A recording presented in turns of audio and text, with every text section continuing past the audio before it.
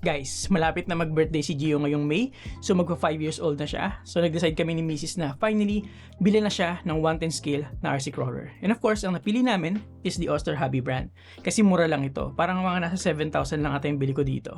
And another reason is of course, meron na siya nung 118 scale na version nito. So medyo familiar na sa kanya. So tara, unbox natin and share ko na din sa inyo ang thoughts ko about this para just in case naghanap din kayo ng murang 110 scale para sa inyo or para sa anak nyo.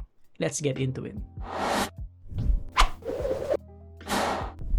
Alright, so ito na yung packaging for the Oster Hobby 110 scale ng buggy ni Gio, yung ni-review natin before. So RTR na to, so may battery and remote na rin siya. So ready to run, kumbaga. So ito yung itsura niya sa taas, sa gilid, wala masyadong details. Tapos sa likod, may dalawang color option, isang green and isang red. Ang binili namin is green. Tignan natin kung tama yung dumating. Tapos, ito yung transmitter niya. So tara, unbox na natin para magkaroon kayo ng idea. Biruin mo, 7,000 pesos lang, meron ka ng RTR na 110 scale. Kailangan lang natin alamin yung quality niya. Pero sabi naman ng iba, okay naman daw ang quality ng Oster eh. Siyempre, wag mo lang babalagbagin ng todo. Kailangan maingat ka pa rin. Yun no, ang lalaki ng gulong. Kita niyo ba guys? So, hindi nakakabit yung mga gulong niya out of the box. So, we have 4 tires. Compare din natin siya doon sa gulong nung Oster Hobby TRX4 clone. Okay? So, labas ko lang muna yung mga gulong niya. And then, meron na siyang battery. Sabi ko kasi nyo kanina. Ayan, parang generic lang siya. Pilipin natin later. And then, yung transmitter. And then, we have plastic na mga accessories niya, pati charger niya. Okay, and we have a few paperwork, mamaya ko napakita. And yung mismong RC itself. So may hindi pala siya ready to run kasi kailangan mo pa i-assemble yung gulong. Pero it's basically straightforward lang naman. Madali lang naman yan gawin. Okay. So ayusin ko muna yung setup ko. Balik ako kayo. Alright, so let's start with the tires first since nakatanggal nga siya. So this is the tire na kasama dun sa Oster Hobby natin na 110 scale. So 4.75, 1.9. So standard naman yung size niya. And looks like vented siya or lumalabas yung hangin.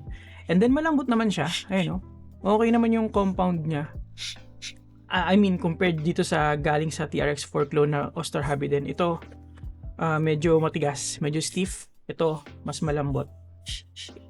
Feeling ko lang para sa aking feedback mas malambot siya compared dito. So, maganda yung kasamang tires itong buggy. Pero plastic lang din siya and yan. Okay? Now, let's move on to sa mga kasamang accessories. So, sabi ko nga kanina, may kasama siyang battery. Hindi ko lang sure kung ano to pero it looks like 2S. And then we have the instruction manual. So, it's written in both English and Chinese. So, madali naman siyang maintindihan. Okay? And then we also have a set of stickers. So, Discovery, 4x4, and all that. Kung gusto nyo ilagay dun sa panels. And then, we have this plastic with the accessories. Kasama na nga yung charger. So, tignan na natin kung ano yung mga available dito. So, meron tayo dito mga double-sided tape. Ayan, tsaka jumper. I think para sa para dun sa receiver ESC combo niya. Check natin later. And then, we have our hex wrench para sa pagtanggal ng gulong, pagtanggal kabit. And then, of course, yung sinasabi ko kanina, charger. So, yeah. It looks like 2S yung battery na kasama. 7.4 volts kasi siya dito. And then, we have some hex nuts and dowels, mga pins, para pagkabit ng mga gulong din.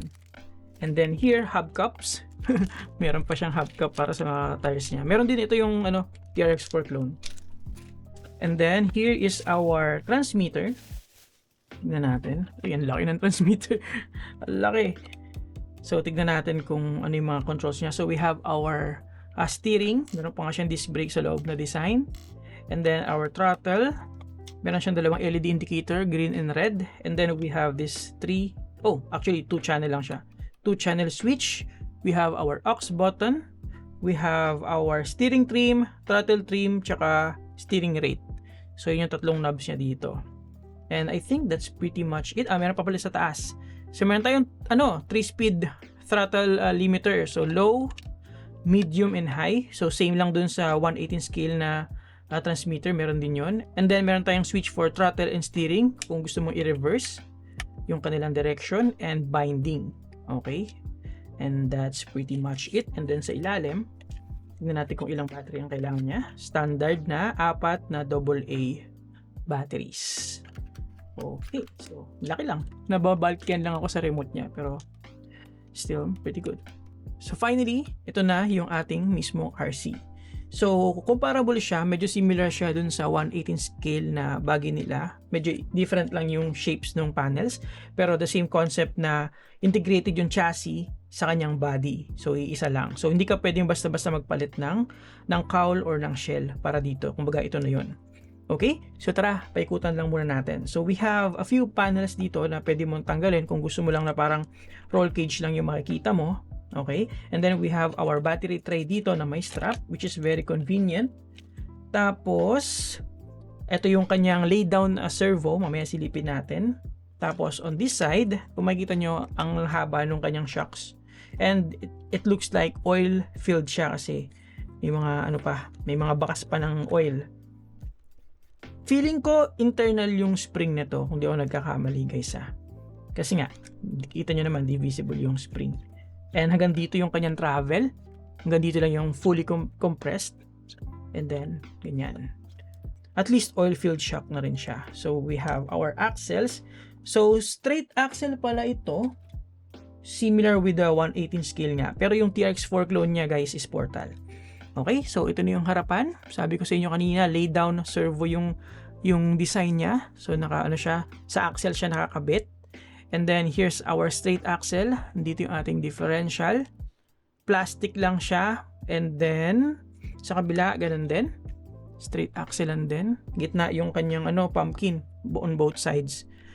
Okay. There you go. And then, sa ilalim, mostly plastic lang din yung kanyang skid plate.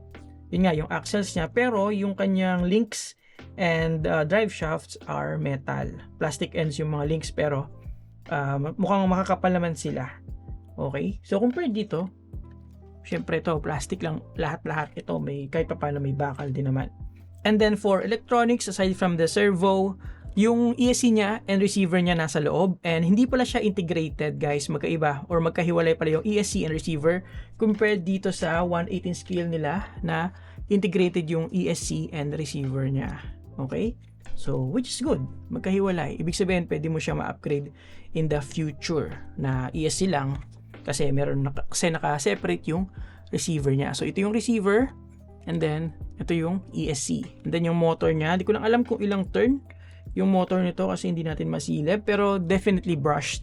Kasi makikita mo naman na meron siyang dalawang wire, red and black. Okay, so positive, negative lang. Which is understandable, syempre magkano lang naman to, 'di ba? 7,000 lang naman to.